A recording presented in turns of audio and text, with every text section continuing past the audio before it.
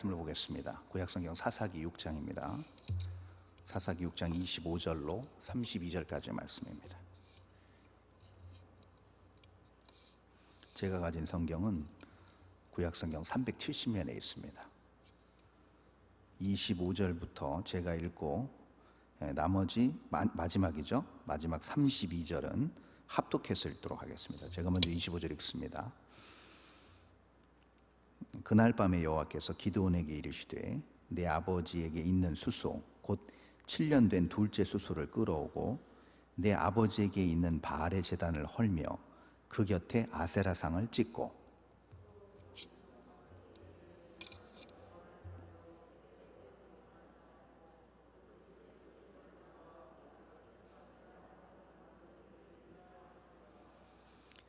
이에 기드온이 종 10사람을 데리고 여호와께서 그에게 말씀하신 대로 행하되 그의 아버지의 가문과 그 성읍 사람들을 두려워하므로 이 일을 감히 낮에 행하지 못하고 밤에 행하니라.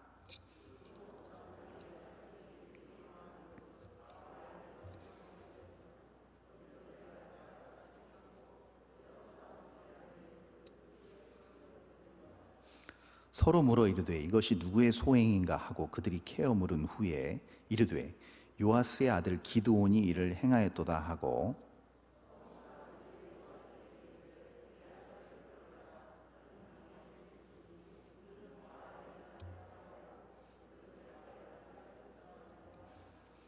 요아스가 자기를 둘러선 모든 자에게 이르되 너희가 바알을 위하여 다투느냐 너희가 바알을 구원하겠느냐 그를 위하여 다투는 자는 아침까지 죽임을 당하리라. 바알이 과연 신일진데 그의 제단을 파괴하였은즉 그가 자신을 위해 다툴 것이니라 하니라. 그날에 기드온을 여룻바알이라 불렀으니 이는 그가 바알의 제단을 파괴하였으므로 바알이 그와 더불어 다툴 것이라 함이었더라. 아멘. 질문을 하나 드리겠습니다. 예수를 믿고 난 후에 여러분들의 인생이 무엇이 달라졌습니까? 예수를 믿기 전과 예수를 정말 영접하고 난 다음에 삶에 나타난 특별한 변화 또는 환경의 변화는 무엇입니까? 이 물음이 왜 중요한가? 그것은 신앙의 여정에 들어선 우리에게 지금 다음에 제가 드리는 이 질문과 직결되어 있기 때문에 그렇습니다. 그것은 바로 이 질문입니다. 왜 예수를 믿으십니까? 라는 질문이 되겠죠. 내 삶에서 예수를 믿고 나서 무엇이 변화됐는가를 항상 궁금해하고 거기에 대해 마음을 쏟는다고 했을 때 그것은 결국 어떤 의문을 가지고 출발하는 또 다른 물음이 되는가 하면 바로 왜 나는 예수를 믿는가라는 물음에서 출발하게 되겠죠. 그것은 우리 다 아는 답이 있습니다. 그것은 동일한 틀리지 않는 정답들을 다 알고 계실 겁니다. 그것은 무엇이냐면 바로 이것이죠. 정말 예수님을 사랑하고 또 예수님을 믿고 의지하고 또 그런 마음 때문에 예수님의 관점으로 생각하고 또 예수님이 이 땅에서 보여주신 또 지금도 우리를 인도하고 계신 그 삶의 본을 따르기 위함이라는 것이죠. 물론 좀 다르게 생각하신 분들도 계실 것입니다. 그런데 대동소이한 이런 결론에 도달하게 되실 것입니다.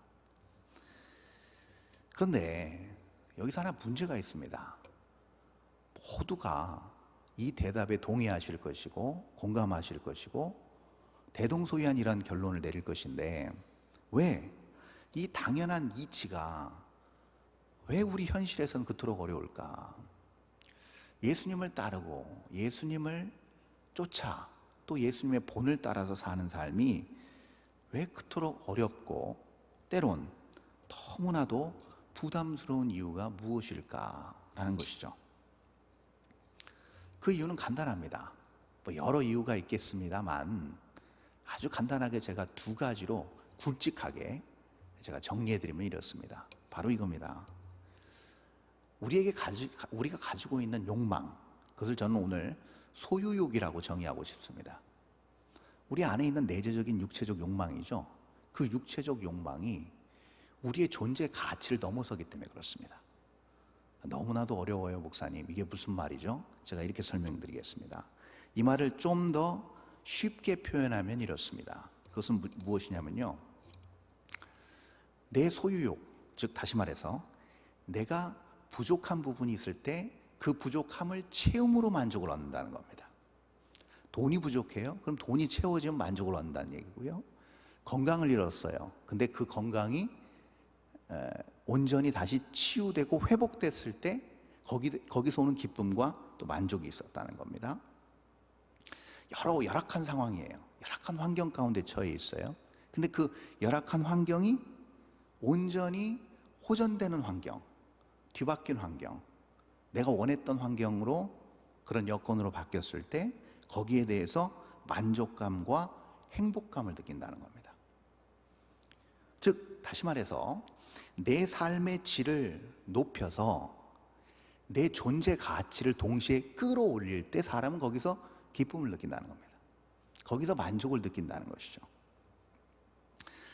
거기서 사람들은 무엇을 결국 찾는가? 내 주변의 환경의 부족한 부분들을 채워나감으로 인해서 내 환경이 온전해지고 안락해지고 평안해질 때 거기서 사람은 소유욕이 채워지는 것을 느끼게 되고, 그 소유욕이 채워지면 동시에 뭐가 오는가? 우리가 좋아하는 단어죠. 평강, 안정, 구약 성경에서 얘기하는, 오늘도 본문은 아니지만 그 앞에 등장하는 샬롬이라는 단어가 나타난다는 거죠. 그것이 우리 삶을 꽉 채운다는 겁니다. 그런데 이것이 다가 아니라는 것을 우리는 알고 있습니다. 이것이 채워지면 거기에서 진정한 샬롬을 얻는다는 생각을 본능적으로 하고, 우리도 모르게 본능적으로 그것을 하고 있지만 우리 내면에서는 그게 아니라는 사실을 알고 있습니다. 그리고 그거로는 절대 진정한 평강을, 그리고 그것이 우리가 하나님의 백성, 하나님의 자녀로서의 이 땅에서의 존재 가치조차 흔들어 버릴 만한 대단한 것이 아니라는 것을 우리는 알고 있습니다. 그것을 반복적으로 보여주는 시대가 바로 오늘 우리가 읽은 사사시대입니다. 그렇죠?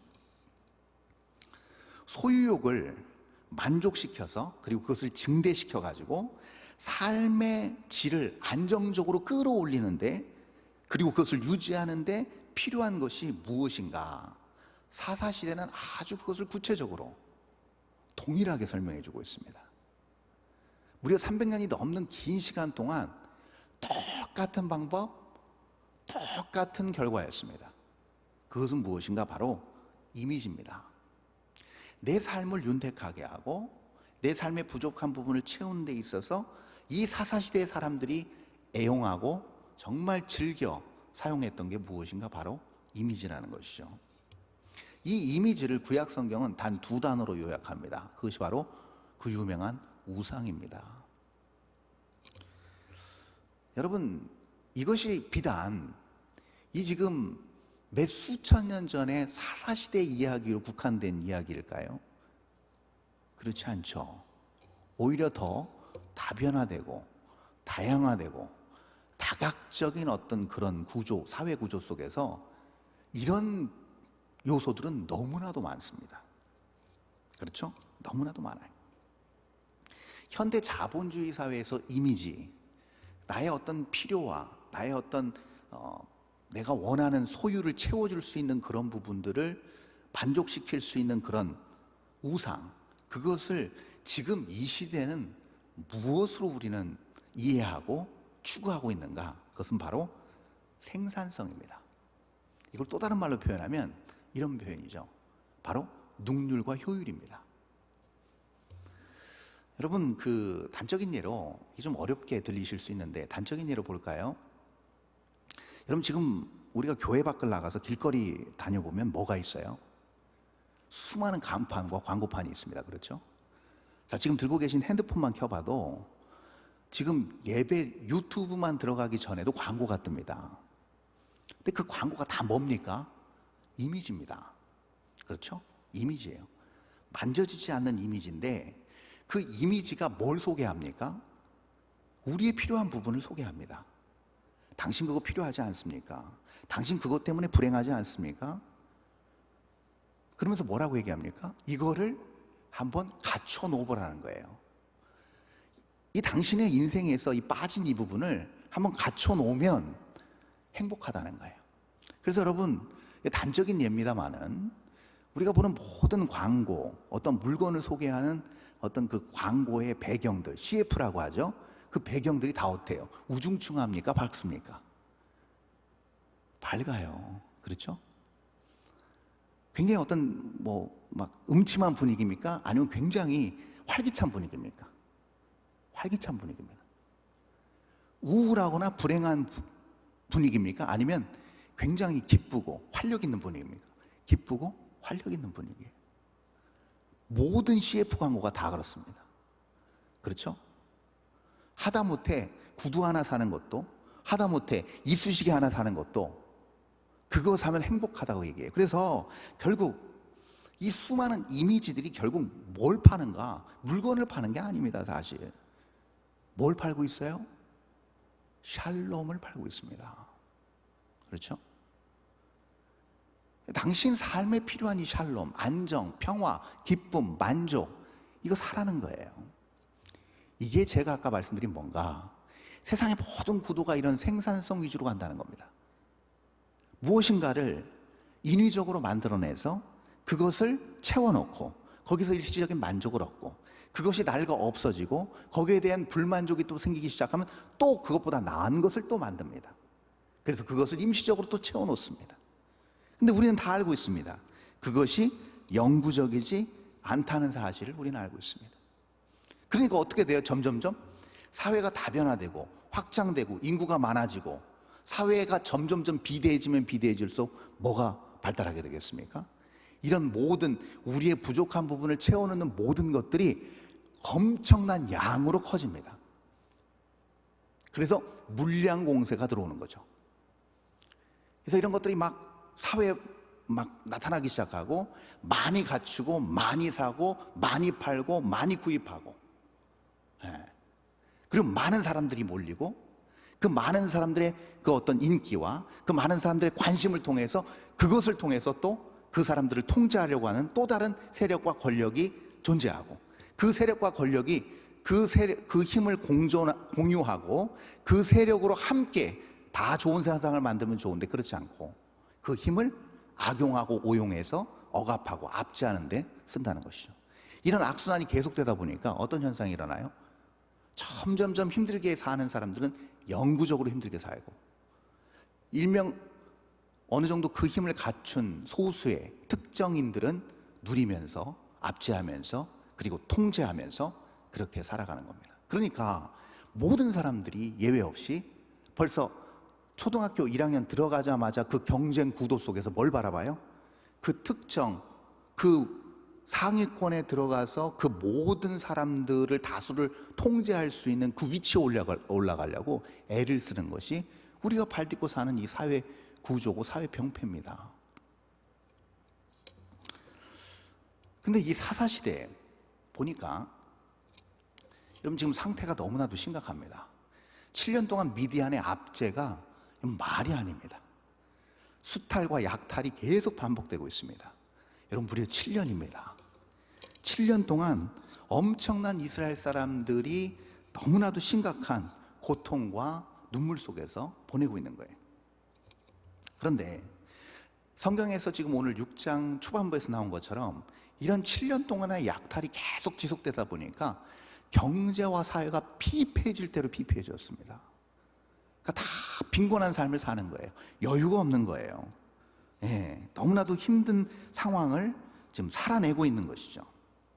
그런데 그 중에서도 므낫세 지파에, 오늘 성경의 렌즈가 므낫세 지파에서 가장 작은 가문에, 그 중에서도 가장 별 볼 일 없는 사람에게 카메라의 초점이 가고 있습니다. 그렇죠? 그 사람이 누군가? 바로 오늘 이 본문에 등장하는 기드온이라는 사람이죠. 자, 그런데 지금 피폐해질 대로 피폐해진 상태, 그리고 그 중에서도 므낫세 지파에서 가장 보잘것없는 그 가난한 집안에서 제일 작은 자인 이 기드온이 하나님의 사자를 만납니다. 놀라운 일이죠. 하나님께서 종종 이런 사람들을 택하십니다.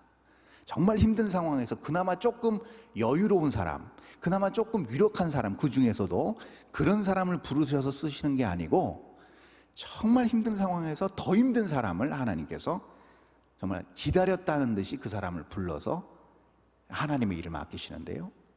자, 하나님의 사자를 만나고 난 기드온이 이러한 반응을 보입니다.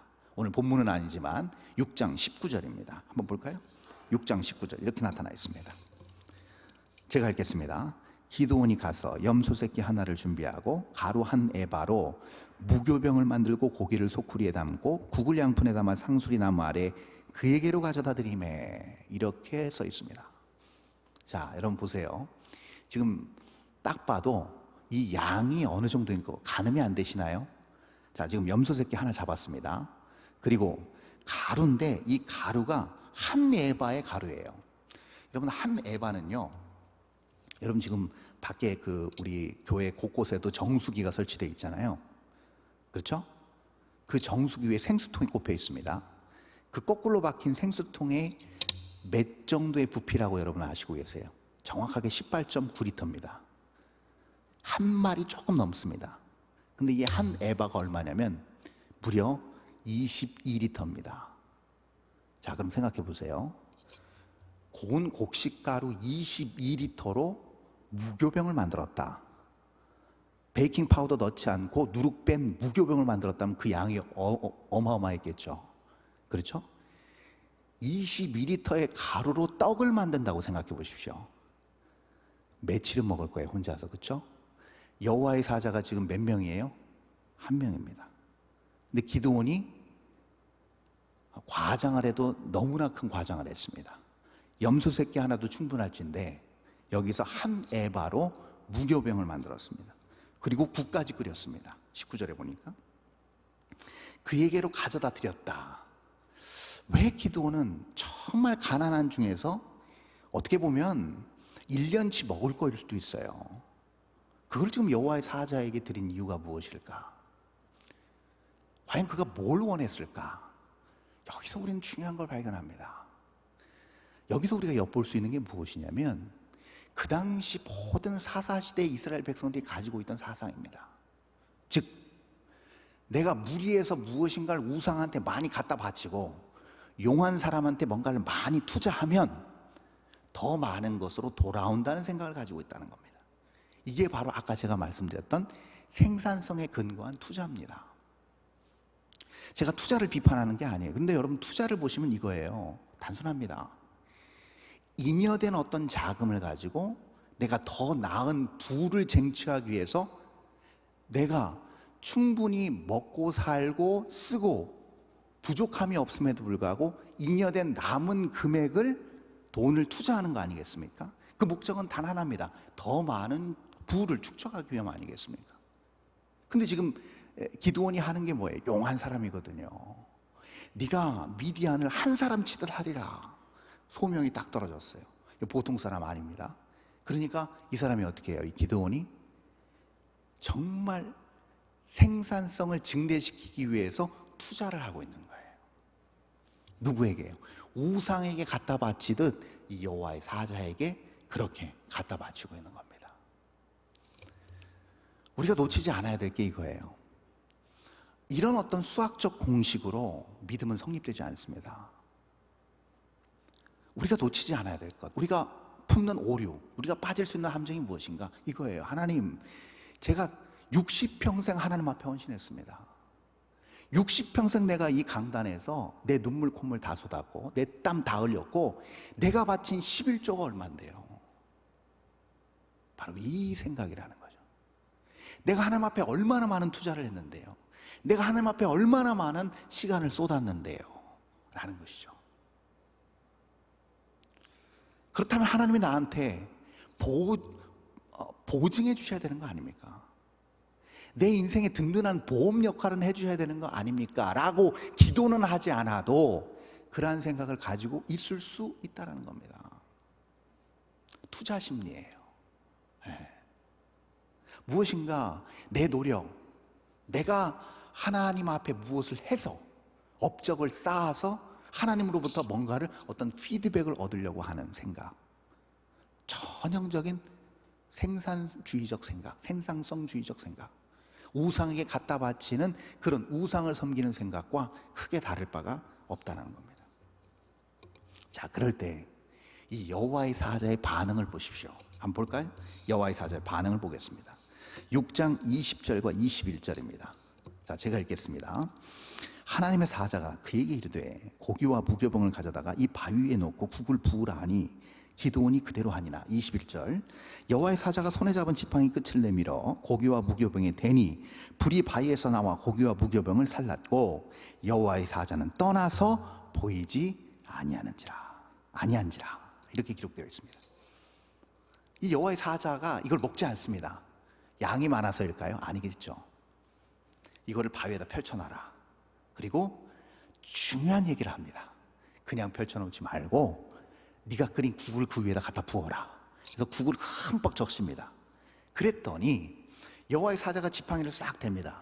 근데 지팡이 끝에서 그 바위에 대자마자 바위에서 불이 확 나와가지고 그 흠뻑 국에 적셔진 모든 고기와 무교병을 다 태워버렸습니다. 여러분, 이거하고 비슷한 장면이 연상되지 않으시나요? 이거 비슷한 거 어디에서 나오죠? 갈멜산 꼭대기에서 나왔죠. 그렇죠? 갈멜산 꼭대기에서 불을 내려달라고 했을 때 하늘에서 불이 내려왔는데 그 전에 엘리야 뭐 했습니까? 그 재물을 놓고 그 위에 물을 엄청 들이부었습니다. 그래서 그 또랑까지 물이 흘렀다라고 기록하고 있습니다, 성경. 근데 성경이 뭐라고 정확하게 기록하고 있냐면 하늘에서 불이 떨어졌을 때 그 불이 제단에 있는 제단의 재물을 다 태우고 또랑에 있는 물을 핥았더라라는 표현을 씁니다. 자, 이 표현 무슨 뜻일까요? 또랑의 물을 핥았다는 그 얘기는 다시 말해서 불이 물을 태웠다는 말입니다. 자, 여러분 생각해 보세요. 물이 불을 끌 수는 있습니다. 그러나 불이 물을 태울 수 있습니까? 불가능한 일이죠. 그런데 불이 물을 태웠습니다. 똑같습니다. 오늘도 흠뻑 젖은 국을 그 불이 바위에서 불이 나와서 그 모든 것을 태워버렸습니다. 자, 그럼 그 얘기는 결국 어떤 얘기인가 하면 이 불은 일반적인 불이 아니라는 의미입니다. 일반적으로 우리가 볼 수 있는 그 불이 아니에요. 호렙산에서 본 그 불하고 똑같은 불입니다. 오랫동안 그 떨기나무 가운데 있지만 그 떨기나무 가지를 태우지 않는 우리가 일반적으로 아는 그 불이 아닌 거예요.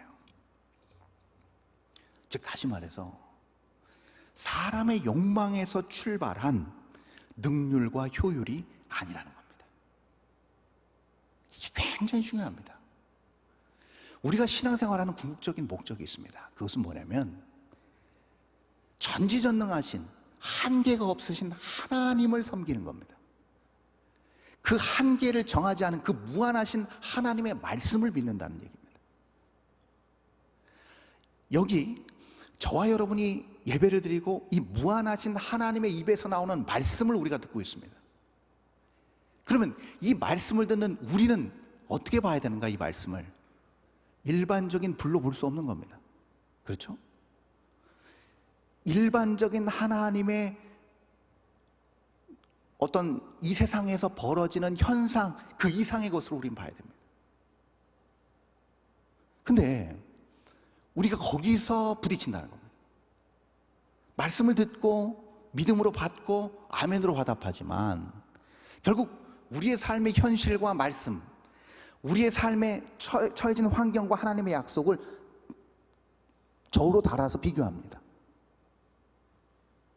그러다 보면 왠지 하나님의 말씀이 현실하고 동떨어진 것 같고 이 약속이 과연 이루어질까 하는 의구심이 찾아온다는 것. 그럴 때 우리가 봐야 되는 게 무엇인가? 물까지도 태우는 불입니다. 이걸 봐야 된다는 거예요. 하나님 안에서 부름받은, 하나님께 초대된 모든 부름받은 소명자들에게 반드시 이 불은 나타나게 되어 있습니다.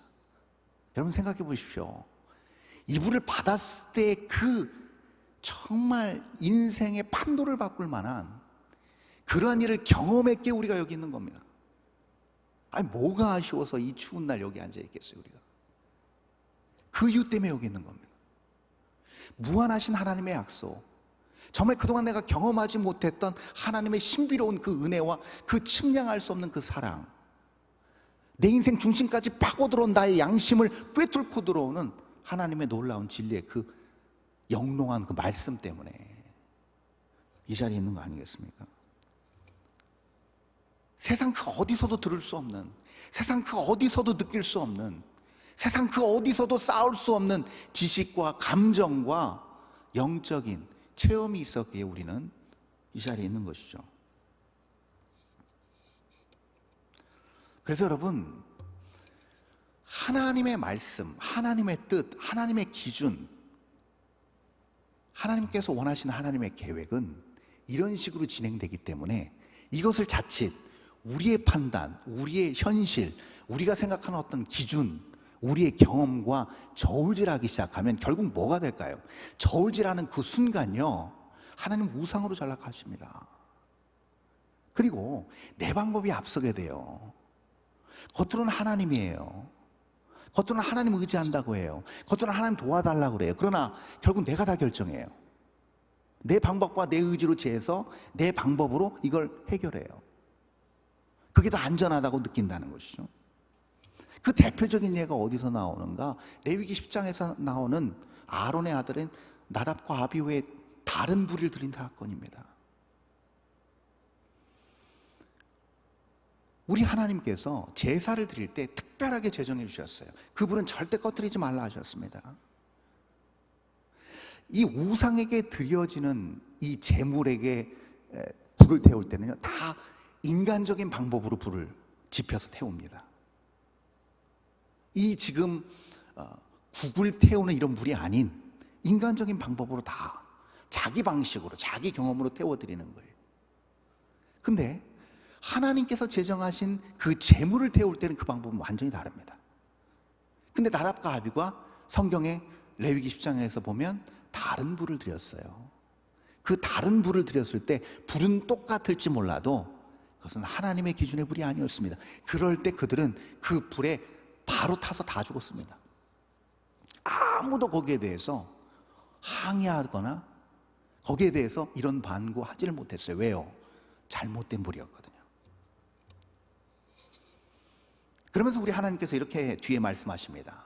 그렇게 나답과 아비후가 새까만 시체로 바로 그렇게 처단받아 싸늘한 시체로 그렇게 나가 떨어졌을 때 우리 하나님께서 뭐라고 말씀하시냐면, 나는 나를 가까이 하는 자 중에서 내 거룩함을 나타내겠고 라는 표현을 쓰십니다.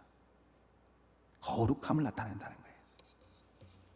즉 우리 하나님께서 중요하게 생각하시는 원리가 무엇인가 하면, 결국 성도, 하나님의 백성, 하나님의 사람이 하나님의 사람답게 하나님이 기뻐하시는 그릇으로 세워지는 중요한 기준은 그의 거룩성이라는 거예요. 저번 시간에 말씀드렸습니다. 거룩성의 중요한 기준은 무엇인가? 분별입니다. 똑같은 것을 봐도 똑같이 보지 않습니다. 똑같은 상황과 똑같은 시간을 보내도 같은 시간을 보낸다 할지라도 목적과 태도와 양식이 다릅니다. 그게 분별입니다. 구별입니다. 그 거룩함을 말씀하고 계신 거예요. 이 땅의 그리스도인들이 세상 사람들과 똑같이 일하고 이윤을 추구하고 정말 자기의 삶을 영위하면서 살아갑니다. 그렇죠? 그러나 근본적으로 다른 이유는 무엇인가 하면, 그것은요, 그 모든 것들이, 그 우리가 무엇인가를 더 얻으려고 하는 그 모든 것들이 결국은 우리 존재 가치 밑에 있기 때문입니다. 그것이 가장 큰 차이입니다. 우리가 왜 이 땅에 존재하는지를 알고 직장 생활을 시작합니다. 내가 왜 이 땅에 존재하고 어떻게 하나님 앞에 부름받았는지를 알고 신앙생활을 하고 그렇게 학교 공부를 합니다. 다를 수밖에 없습니다.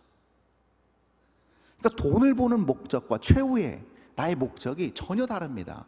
하나님을 모르는 사람과 전혀 다른 생각, 다른 목표를 가지고 살아가요. 왜요? 존재 가치를 인식하고 있기 때문에 그렇습니다. 그것을 깨닫기 때문에 그렇습니다. 이것을 그럼 구체적으로 더 우리가 온전히 면밀하게 민감하게 잘 깨달을 수 있는 방법은 무엇일까요? 그것이 오늘 본문 25절 26절에 나타나 있습니다. 한번 볼까요? 오늘 본문 첫 절 25절 26절입니다. 제가 읽습니다. 그날 밤에 여호와께서 기드온에게 이르시되 내 아버지에게 있는 수소 곧 7년 된 둘째 수소를 끌어오고 내 아버지에게 있는 바알의 제단을 헐며 그 곁에 아세라를 찍고 또 이 산성 꼭대기에 내 하나님 여호와를 위하여 규례대로 한 제단을 쌓고 그 둘째 수소를 잡아 내가 찍은 아세라 나무로 번제를 드릴지니라 하시니라. 아멘. 이 어떤 소유욕을 밑에 놓고 우리의 영적 정체성을 온전히 세우는 가장 첫 번째 스텝이 무엇인가? 다 동일합니다. 그것은 무엇이냐면 여러분, 이 기드온의 아버지는요 이미 우상을 섬기고 있었습니다. 아버지에게 속한 바알이었습니다. 아버지에게 속한 수소였습니다. 그러니까 이 얘기는 무슨 얘기냐면 기드온 집안 안에 바알과 아세라가 있었다는 얘기입니다. 하나님도 섬겼지만 우상도 이중적으로 그렇게 영적 간음을 하고 있는 상태였어요. 그렇죠? 저울질하면서. 근데 우리 하나님께서 이렇게 명령하신 겁니다. 7년 된 수소를 갖다 바쳐라. 이 얘기는 자, 왜 7년 된 수소일까요? 그 수소가 태어났을 때 미디안의 압제가 시작된 겁니다. 그리고 7년이 흐른 거예요. 그런데 이 수소를 잡아서 온전히 제단을 다시 수축해서 바치라는 얘기는 무엇이냐면 과거에 이스라엘 너희 백성들이 잘못해왔던 모든 것들을 이제 청산하라는 얘기입니다. 우리의 영적 정체성과 우리의 존재 가치를 다시 우리가 깨닫고 다시 숙고하고 돌아올 수 있는 첫 번째 방법은 무엇이냐? 그동안 우리가 잘못 판단하고 생각해왔던 모든 것들을 청산하고 벗고 돌이키는 작업입니다. 이게 가장 중요합니다. 그래서 바알의 제단을 무너뜨려 버리고 아세라상을 찍으라고 말씀하신 거예요. 그리고 두 번째가 있습니다. 그렇게 바알의 제단을 무너뜨리고 아세라상을 찍었다고 한다면 이제는 온전한 26절에 뭐라고 나타나 있습니까? 여호와를 위하여 규례대로라는 표현을 씁니다. 하나님이 원하시는 그 제단을 다시 쌓으라는 얘기입니다. 이 얘기 무슨 얘기일까요? 예배를 회복하라는 얘기입니다. 여기서 중요한 우리는 영적인 교훈은 없습니다. 이 사사시대에 예배가 없었다는 얘기가 아닙니다. 예배를 드리면서도 제사를 드리면서도 마음이 딴 데 가 있고 동일하게 이중적인 마음을 품고 있었다는 얘기예요.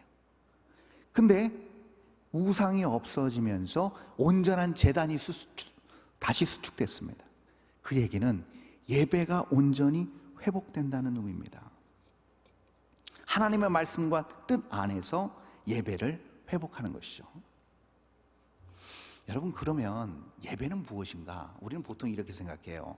오늘도 예배에 많은 분들이 참석하셨고 또 예배를 지금 온라인으로 들으시는데 이런 기대들이 있으실 거예요. 아, 오늘도 예배에서 은혜 받고 돌아가야지 라고 생각하십니다. 여러분, 오늘 이 사사시대의 이 제단을, 바알의 제단을 허물고 온전한 제단으로 수축하는 것을 통해서 우리가 알 수 있는 게 무엇인가? 예배는 무엇인가를 얻어가는 게 아니라는 걸 알 수가 있어요.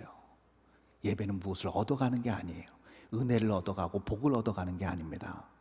하나님의 말씀을 그냥 단순히 얻어가는 게 아니에요. 내가 소유해서 가져가는 게 아닙니다. 그럼 예배는 무엇인가? 바로 이겁니다. 본연의 자리를 찾아가는 개념입니다. 내가 세상 가운데 살면서 예배가 전혀 없는, 하나님의 이름을 부르지 않는 곳에서 내가 오늘 하루 종일 보냈어요. 내 어떤 생각, 내가 중심적으로 생각하고 내가 정말 귀중하게 여기는 그것조차도 흔들렸어요. 나의 중심이 흔들렸어요. 나의 가치가 희미하게 되었습니다. 그랬을 때 예배 오면 어떻게 돼요? 예배에서 다시 뭐예요? 제자리를 찾는 거예요. 본연의 위치로 돌아가는 겁니다. 다시 내 자리를 찾아가는 작업이에요. 그래서 여러분, 저를 포함해서 여기 다 경험하셨을 거예요.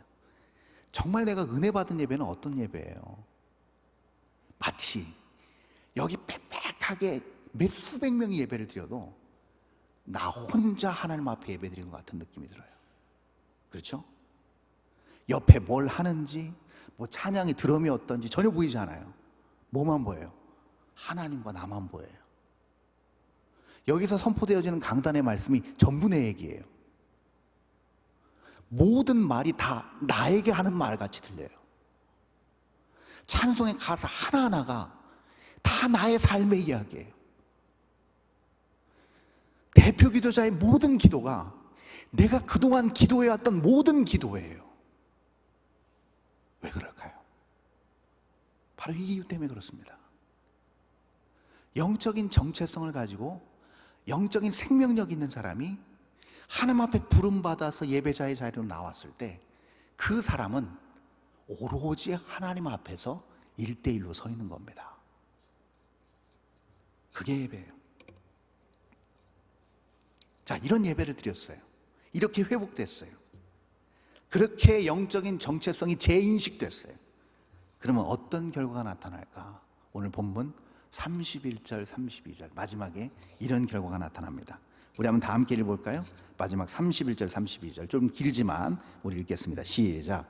요아스가 자기를 둘러선 모든 자에게 이르되 너희가 바알을 위하여 다투느냐? 너희가 바알을 구원하겠느냐? 그를 위하여 다투는 자는 아침까지 죽임을 당하리라. 바알이 과연 신일진데 그의 제단을 파괴하였은즉 그가 자신을 위해 다툴 것이니라 하니라. 그날의 기도원을 여룻바알이라 불렀으니 이는 그가 바알의 제단을 파괴하였으므로 바알이 그와 더불어 다툴 것이라 함이었더라. 네, 여러분, 예배가 온전히 회복되면서 뭐가 유발되는가? 마음의 갈등이 유발돼요. 자, 은혜 받았으면 평안할 것 같잖아요. 모든 게 다 평정될 것 같잖아요. 아니에요. 정반대예요. 은혜 받고 다시 집으로 가잖아요. 은혜 받고 다시 세상으로 나가잖아요. 마음속에 처절한 전쟁터로 뒤바뀝니다. 네.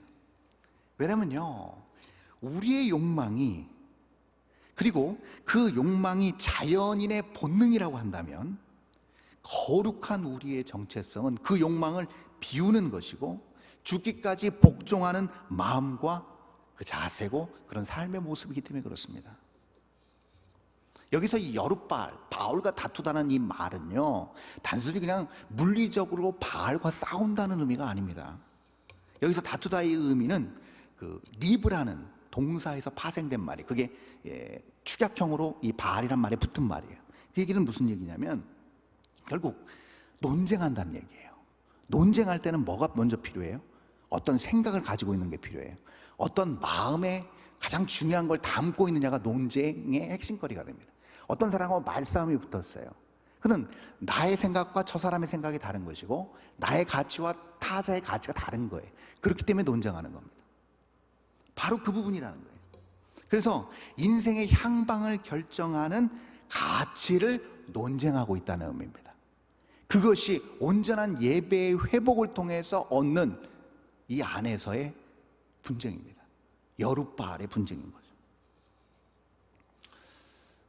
여러분, 오늘 이 어려우면 어려울 수 있고 또 쉬우면 쉬울 수 있는 이 오늘의 이 여룻바알 사건, 기드온이 닉네임이 붙여진 이 사건을 통해서 우리가 중요한 교훈을 하나 발견하게 됩니다. 그것은 무엇이냐면, 여러분, 오늘날 우리가 교회에서 해왔던 수많은 생산성 있는 일들은 다 정지됐습니다. 맞죠? 교회가 그동안 무엇인가 목표를 정해놓고 열심히 달려오기 위해서 해왔던 모든 것들이 다 정지 상태입니다. 잠정 연기 내지는 정지입니다. 자, 근데 이게 한두 해가 아닙니다. 벌써 3년 차입니다. 자, 그러면 여기서 우리는 무엇을 발견해야 될까요? 자, 교회가 무엇인가 싹 빠져나가는 느낌이 들지 않으십니까? 어떤 것들이 다 빠져나가고 뭔가 다 힘이 빠져나가는 상태에 돌입하고 그런 어떤 전혀 힘을 쓸 수 없는 어떤 무력한 상황까지 내려갔다가 이제 다시 올라오는 무엇인가가 있을 것인데, 지금 우리가 직면한 이 상황은 이 모든 교회가 힘을 쓸 수 있는 모든 생산적인 일들이 다 마비된 상태라는 겁니다. 여전히 하나님이 살아계시고 여전히 하나님이 교회의 주인 되셔서 교회의 모든 일들을 주관한다고 하실 때, 여러분, 이건 하나님의 분명한 섭리와 계획이 있음을 우리는 깨달아야 됩니다. 그럼 무엇일까? 그럼 이 상황에서 우리는 무엇을 봐야 될까? 결국 그겁니다. 모든 무가치한, 그동안 무가치한 거에 힘을 쏟았던 모든 것들이 다 빠져나간다고 한다면, 그것이 다 물리적으로 정지된 상태라고 한다면, 이제는 교회가 이 땅에 존속하고 존재해야 되는 진정한 가치를 발견해야 된다는 결론을 우리는 보게 됩니다. 존재 이유를 고민해야 된다는 거예요. 아까 제가 처음 서두에 드린 그 질문, 나는 왜 예수를 믿는가? 그럼 다시 이걸 조금 더 공동체적으로 확장했을 때 이 얘기는 결국 무슨 얘기인가? 교회는 이 땅에 왜 존재해야 되는가? 왜 한국 땅에 교회는 왜 존재해야 되며, 강북구 번동의 평강교회는 왜 존재해야 되는가? 우리는 이거를 물어야 됩니다. 그리고 다시 좁혀서 우리는 왜 나는 목사가 됐으며, 왜 이 시대에 나는 왜 장로가 됐고, 왜 권사가 됐고, 왜 안수집사가 됐고, 왜 직분이 나에게 주어져 있는가? 무엇 때문에 나는 이 일을 오늘 이 시대에 감당해야 되는가? 이 물음으로 우리는 다시 돌아가야 된다는 겁니다. 예수 그리스도를 믿는다는 것은 예수님의 마음을 품는다는 것입니다. 그리고 그 정체성과 그 힘으로 살아가는 능력, 그 능력만을 믿고 나아가는 신앙생활입니다. 여러분, 나중에 기드온의, 그리고 그를 포함한 300명의 용사가 마치 바다의 그 무수한 모래알 같은 미디안 그 병사들을 칼 한 번 휘두르지 않고 활시위 한 번 당기지 않고 완전히 괴멸시킬 수 있었던 이유가, 압도적인 승리를 할 수 있었던 이유가 무엇이었을까요? 그것은요, 여러분, 이미 그 300명 각자 마음 안에 자신들이 생각했던 철저한 생산적인 능력, 자기들의 능력, 자기들이 사모했고 의지했던 그 모든 것들이 이미 그 마음 중심에서 철저히 다 무너졌기 때문입니다. 그러기에 그들은 담대하게 무모한 하나님의 말씀조차도 따를 수 있었습니다. 오늘 이 시간, 이 위기 앞에 우리는 다시금 이 말씀에 비춰서 우리 개인이 하나님 앞에 서야 됩니다. 그리고 우리는 물어야 됩니다.